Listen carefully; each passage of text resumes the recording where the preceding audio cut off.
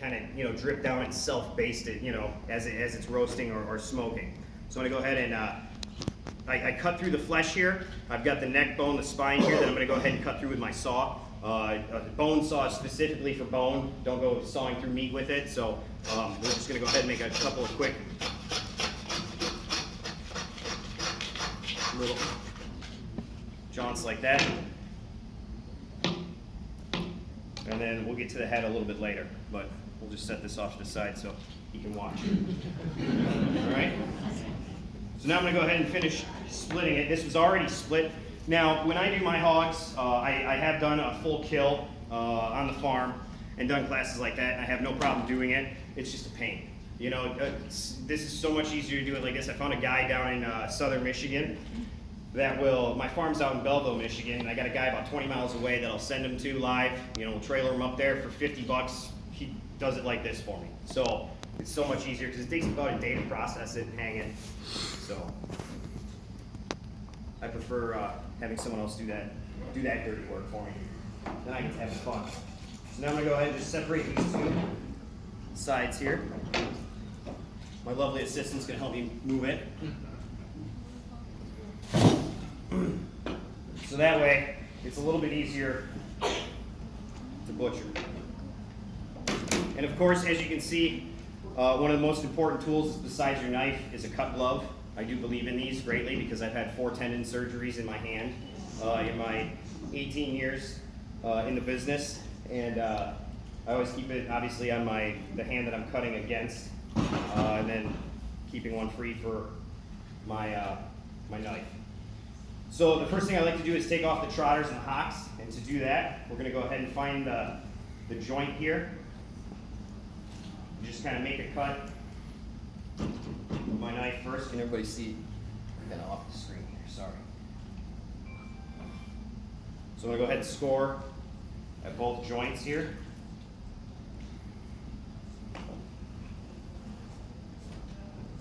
It's not going to work for me, of course, in front of all of you. It's a really cool sound when you can snap that off. Really cool setup. Yeah. It's good sound in the morning. So all I did was go to that first joint. Yeah. Hey, Crook, make sure your kids hear it. Yeah. Where's the 8-year-old girl? I heard there was going to be a little girl in here. Hey, how are you? I've got something for you.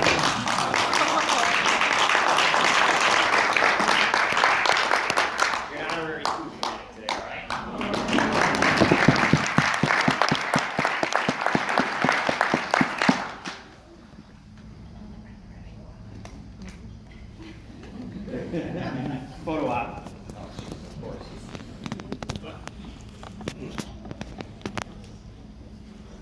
Sorry, you guys all know when you get up in front, a lot more people than you expected. My hands are sweating. You get a glove on. All right, so of course. All right, we're gonna do this the easy way. So now, like I said, I took that first joint out.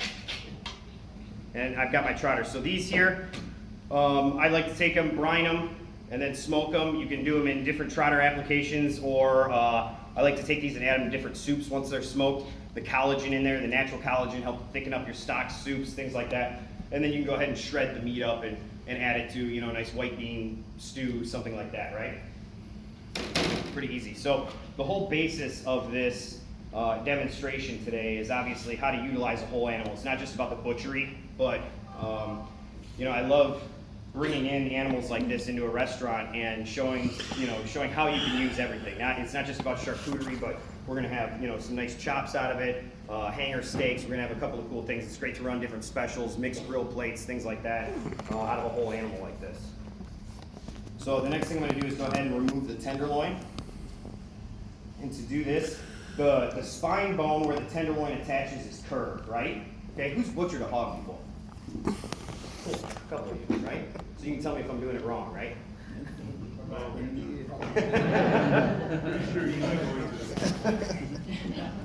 So, and when I butcher, of course, there's a couple of different ways you can butcher. The European way or the American way, which is the primal cuts that we're going to do today.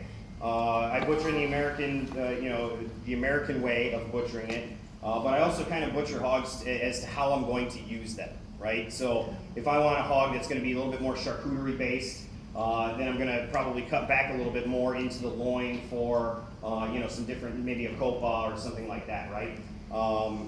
It depends on what I'm going to do with the picnic, whether or not I'm going to bone it out and use it as a speck, or keep it bone in, or just roast it or use it as stew meat. So depending on my application for each primal cut or sub-primal cut, that's how I'm going to butcher the hog.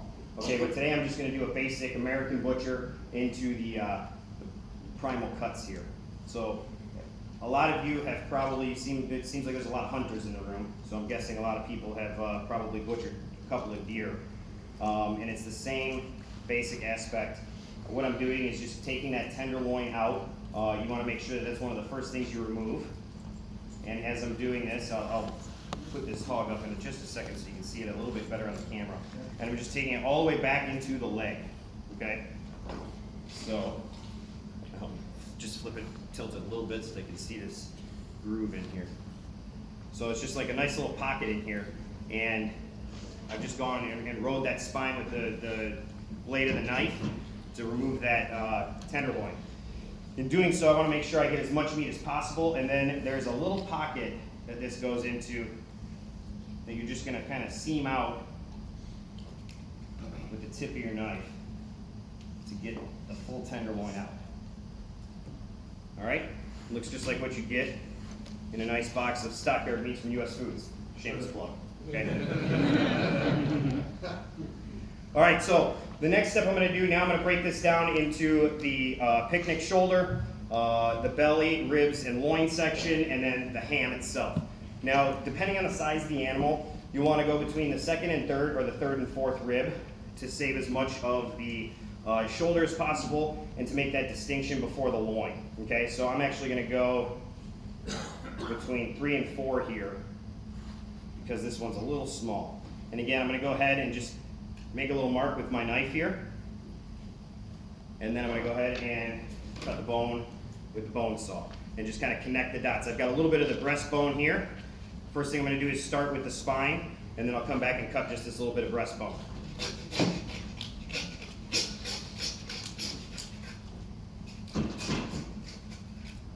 And then, if we did it correctly, between 3 and 4, you won't really hit, you'll hit the cartilage, if it's a younger animal, of the shoulder blade, okay? And that's this little bone right in there. So now I'm going to go ahead and remove the bone structure here, which is just the front half of the ribs. I'm going to remove this from the picnic and the shoulder here.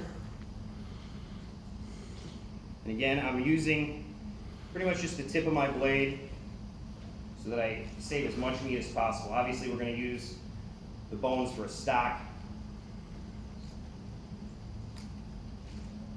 But I want to get as much usable meat, especially when you're doing something like this, as possible, okay? And then the next part is just separating the picnic. Now I've got a couple of glands up here from the head, so I'm going to go ahead and carve these out now that I'm looking at it. Glands, anytime you grind the glands up, they tend to get a little bit bitter. I don't know if you guys can see how close we can get to the picture here. A little bit of a darker piece of meat here. It's not really meat, like I said, it's a gland. And you can definitely tell, they look like almost like sweetbreads. So we're going to go ahead and just peel those out. Throw them out with the tip of your blade here.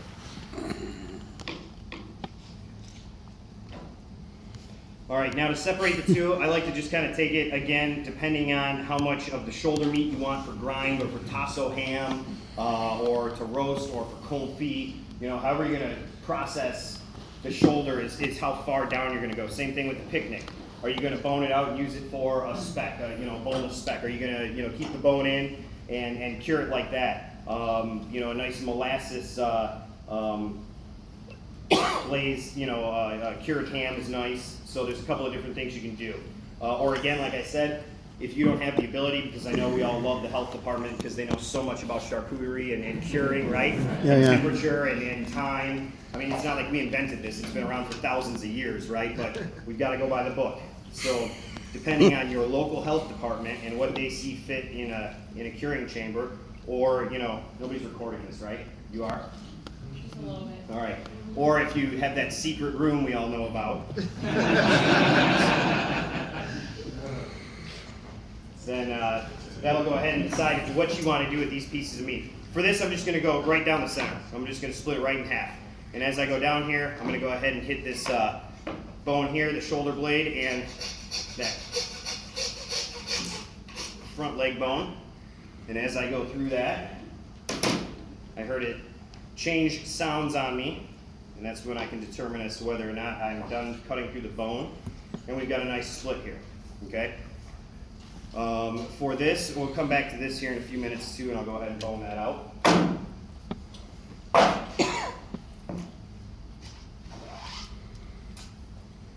Now we're going to go ahead, keep wanting to move off camera. We'll go ahead and count the spine back. Okay, so the spine here, you've got a tailbone here that's connected all the way through. And then you've got a couple of vertebrae that start right here, okay? So between that second and third vertebrae is where I'm going to go ahead and just make a little score in the meat there, okay? And this is going to go ahead and connect the ham. And then I've got this kind of flap, if you will, the joint of where the leg, and this is the side it was laying on, so it's a little stiffer for me. But basically you can see a seam right in here, okay? Where the fat connects with the fat. So that's where I want to go ahead and cut so that I can kind of peel as much of the belly away from that hind leg as possible, the ham. Okay? So now you can see the kind of definite separation there. So what I'm going to do is I'm going to go ahead and I'm going to cut through this with my bone saw, but then I'm going to take it on an angle like this. Okay? And that's going to give me the nice ham separated from the belly and the loin.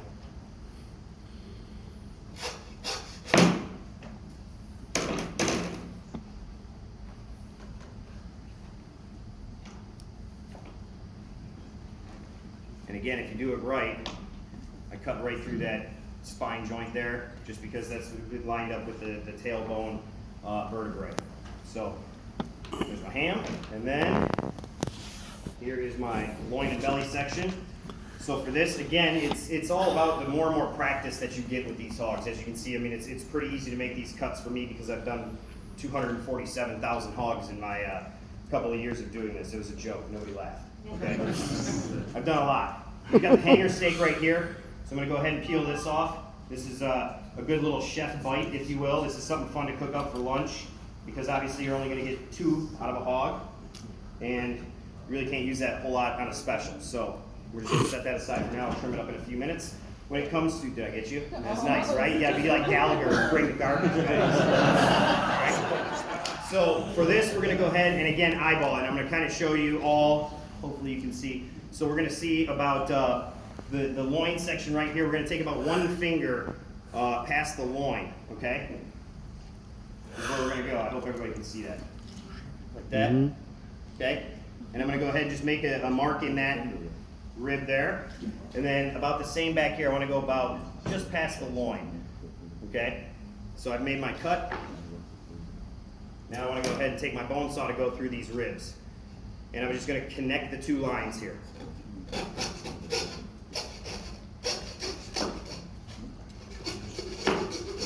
And as I'm doing this, because obviously my blade is flat, my bones are curved, so I don't know if you noticed, but I kind of took this and peeled it back to bring these last couple of bones up, so I'm not going to tear through all of this meat with the bone saw. And then, like I said, we'll just go ahead and separate that out. Okay, now we've got our belly. I'm going to go ahead and press it flat a little bit, and then I'm going to go ahead, get some fat under me here. I'm going to carve these bones out for the ribs.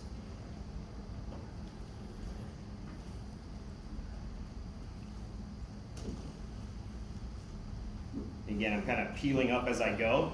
I want some meat on the ribs, I prefer the bacon more than the ribs because again, you're only gonna get 2 slabs of ribs here, unless you're running a cool little bar special or something like that, or you're doing 4 or 5 hogs a week. This will become, again, a little chef treat for you and your sous chefs. So, What's that? so Question? commercially, when they take the spare ribs off, do they lose some of the pork belly? Yes, they leave a little bit of it on, yeah. And I mean, you can see, I've got maybe a 1/4 inch of meat on there, just from doing that. There's another really cool tool, which I unfortunately forgot at home.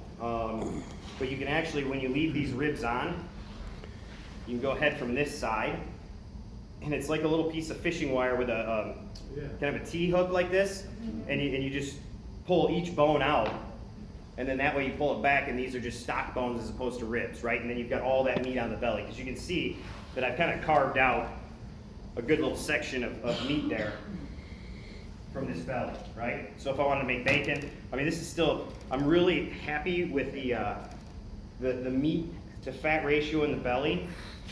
If we had a little bit more fat on this right here, this is probably about a good inch here. If we had a little bit more when we skin this, that'd be some nice lardo right there we could cure, right? So a couple different things, and I'll talk about different applications, not only as we go along, but in the end here. So I've got a couple little pieces of cartilage throughout here. I'm gonna go ahead and carve out. If you have a really sharp knife, you're gonna go right through the cartilage. So I'll have to rib in here too.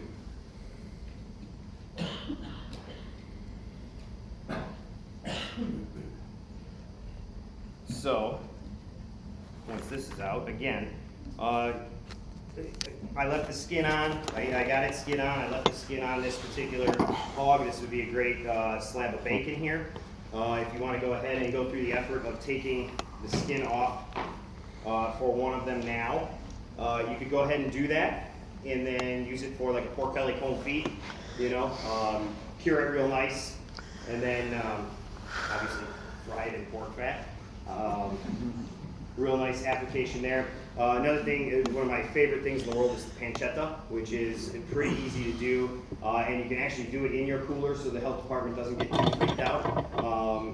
I prefer drying it out in a drying chamber, but for that I go ahead and cure it with the skin on. When it comes off the cure after about 14 days, go ahead and peel that skin off with a knife. You'd have to go in here and just take your time and go through it and peel it completely off. And then you'll put a little bit more cure on it, some juniper, some rosemary, any which way you want to take it, and then you go ahead and roll it up nice and tight and tie it, right? So you've got that nice look. Once it's cured, it rolls up a little bit tighter, a little bit nicer. Do you tie yours in cheesecloth? I do. Cheesecloth, and then I'll go ahead and butcher twine it so that it hangs real nice and has that cool look, right? And then anytime I cure in my drying chamber at the farm, I like to rub everything down in a little bit of lard and black peppercorns. Black peppercorns, we have a farm, so it's it's a living farm. There's flies. We try and keep them out as much as possible. Wasted a little bit of meat here and there, but I think I've got it down now. But I'll rub it down in lard and peppercorns, and what that does is help keep the flies away. They don't like the peppercorns. So all my meat that's hanging has peppercorns hanging off of it. And then when you're done, you just take it, wipe it off with a towel, give it a rinse. It'll still have that lard layer on it, but you take all that black peppercorn off of it. Whole peppercorns or crush them, or? I use whole. Yeah, you can crush them. It doesn't matter. Again, for some reason, that just through my research, they don't like the peppercorns, and that's an old world way of doing it. So. No easy way of pulling that skin off. There you go. It's somewhat of a pain. I do use. Yeah, it is. I mean, it is what it is, especially when you're doing that.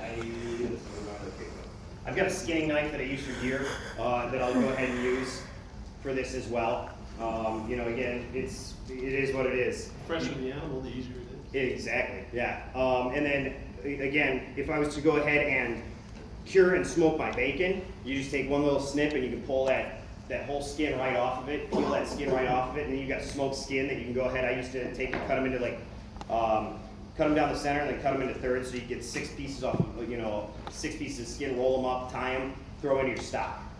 So it helps to add flavor to the stock like that. So just another couple little fun tricks.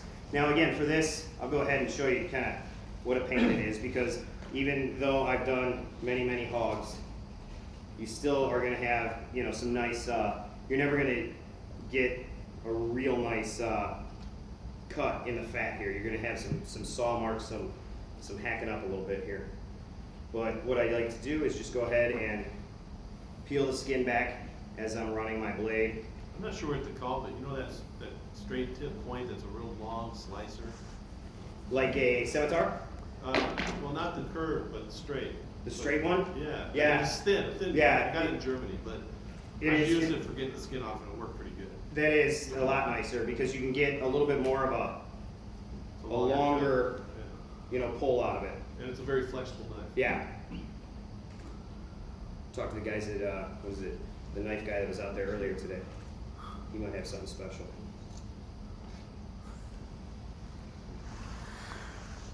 So, I'm gonna go ahead and just, I'm gonna take a little bit of flesh in there. But again, I'll show you what we're gonna look at with the saw marks here in just a second.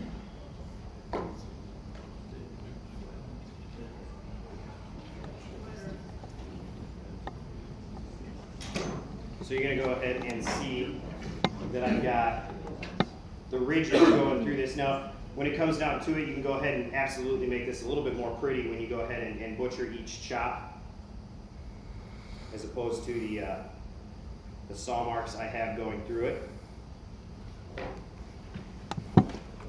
But you can see pretty good fat content to that. Like I said, another thing too, as you mentioned, the fresher the animal, the easier it is to come off. And the bigger the fat, you know, the thicker the fat cap in the back fat in there, the easier it is as well, because you get a little bit more room to play with as you're going through that. Now for some chicharrones, this was something I always gave to the prep cooks that showed up late or upset me in some way, was going ahead and taking as much of the fat off of this as possible. So using a nice flexible knife, boning knife, or fillet knife, however you want to go ahead and do it. Go ahead and literally take this down to where it's almost paper thin. And they would sit there and do that, because we would do a couple of hogs a week. So we kind of wait and let them do it in the end, and it would take them quite a while. And they curse my name every step of the way. So basically, go ahead and take that down like that. I'm not going to obviously do the whole thing. How are we looking at time here? Half hour. All right. So take this all the way down. You go ahead and cut it into smaller, more workable pieces. Kind of braise this off, or you could go ahead and cut it. I like to do it in a little bit thicker pieces, a little bit bigger pieces. Go ahead, braise it down, flatten it between a couple of sheet trays. Parchment paper, in between parchment paper, and then you can go ahead and let them cool, dry, and then I'd go ahead and fry them off for some chicharrones for the bar appetizer. Dust them in a little Creole seasoning, barbecue spice, something fun like that. We did some pulverized cheddar cheese powder that we did, some smoked cheddar cheese powder that we toss them in, you know, a lot of fun stuff like that. A little $5 appetizer, getting a dozen of these at the bar. So cut in nice long strips like that. So that's one application for that. Now, you got the loin. Again, we're going to go ahead and do this in a way that you would be able to market this whole hog for your restaurant. So I'm at the last rib bone here. I'm just going to go ahead and cut through the loin.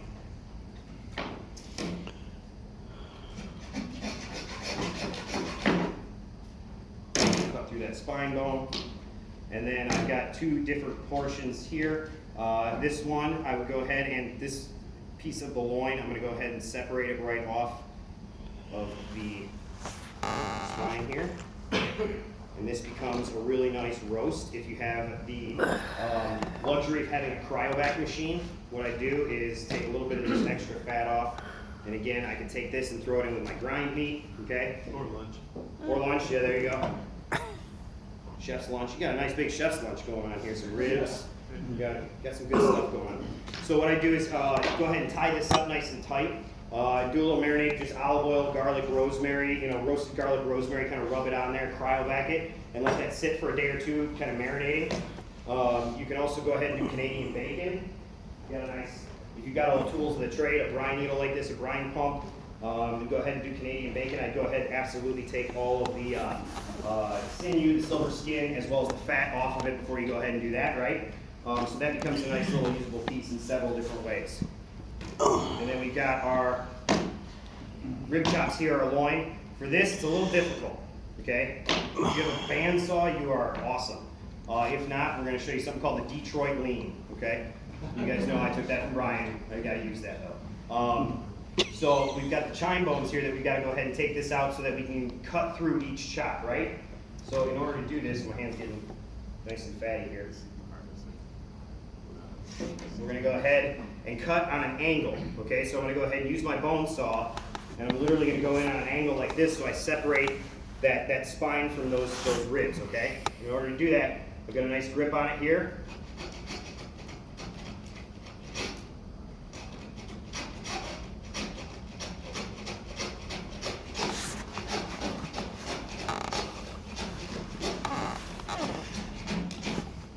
Let's see if that worked.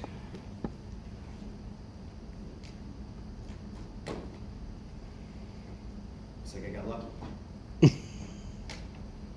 that's pretty good. It's always the hardest part about this demonstration because you struggle a little bit.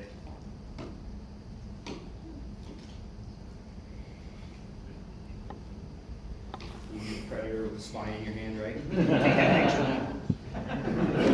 All right. All right. I'm recording it. So now we've got those the rib loin. So again, you could do this whole roasted, cut through the ribs if you were doing a buffet application, or go ahead and cut off a couple of chops here. You can go ahead and French it. Leave this fat on if you want, leave that on, or French it. You can French the whole rack. The old school crown roast, where you put the paper cups on. Right, Chef? You used to do that back in the 80s, right? I haven't seen those paper crowns in years. Grind meat here. U.S. food cell. Yeah, we do. You get a colors now. Yeah? Another easy way to do this, I'll go ahead and chime everything together. So I'll go ahead and just make a cut down there. I'll cut this excess fat off again. This makes a great home feed because there's so much fat here. Depending on whether or not your customers like that. You always get the couple of people, there's too much fat in that, there's not enough meat, but that actually looks like a pretty good ratio there. Got a nice line going all the way through. So I go ahead and cure that and cut that into chunks, go ahead and deep fry it later. And then for this, Oh, yeah. I want to chine this whole. I'm just going to go ahead and scrape my bones. And then on the back, I'll go ahead and kind of cut through each one.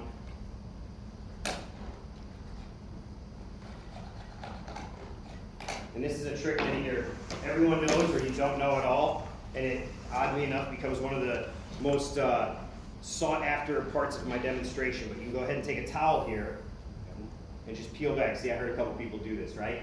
Some people are like, oh my gosh, I've never seen that. It makes it so much easier. So you can just go ahead and You know what else works as well as a piece of string. Tie Yeah. a piece of string around the base of it, And real tight. pull it right up, string yeah. off, it scrapes all the meat right out. and that's what that little the tea scraper does too. Yeah. Cheese Cheese cutter. When you go old school, it's right out straight. Yeah. So then I just go ahead and pull each one of these out. Don't worry, we're gonna get to you in a minute. I know you're just standing there, but I gotta put the pig back together here. All right, so now we're gonna go ahead and just cut each one of these out.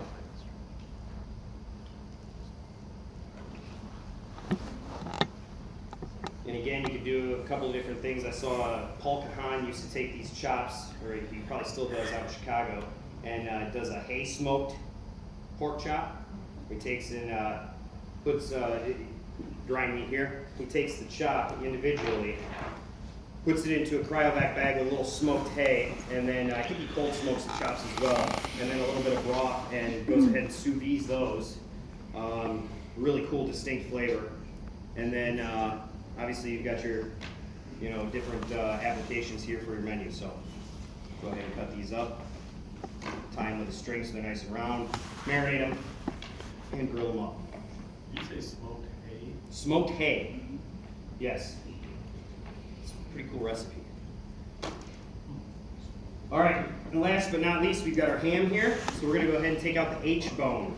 It's not the H as in the letter H. It is the AICH bone, which is connected to the leg bone. And they just left that out of the song. I said I heard you back. Okay, so in order to do this, I've got the pelvis bone right here. So again, this is where the tip of your knife becomes a very good friend, because you want to just kind of start digging around this leg bone until you expose that ball joint in here. I'm going to get to it a little bit cleaner look here, and we'll show you all. Same thing, we're going to go ahead and cut this little piece of meat out of the pelvis here. This will be something we use. Now, there's a natural separation. This is something that a lot of cooks and butchers, first-time butchers, struggle with. But you've got that pelvis bone right here. If we go ahead and take our knife and ride straight along that pelvis bone, you'll get, sorry, my hand's getting greasy here. I don't want to slip and cut my non-metal gloved hand. So I'm going to get a little stiffer knife. I'm going to ride that down until I find that. There we go. And you'll be able to just, sometimes, yeah. Don't worry. I see you backing up. Don't worry. Not that bad. Yeah. It's the knife that has hand. Well, that's why I had to dry my hand up there a little bit.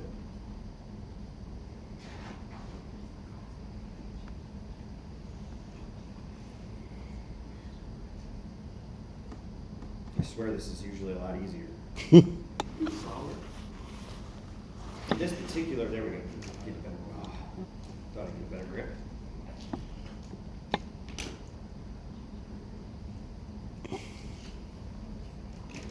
There.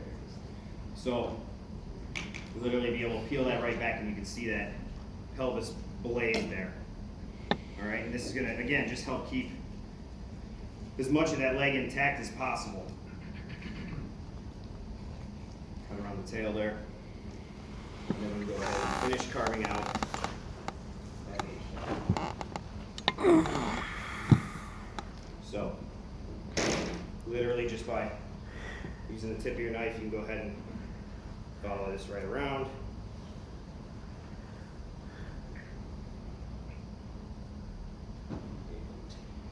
We'll expose that ball joint.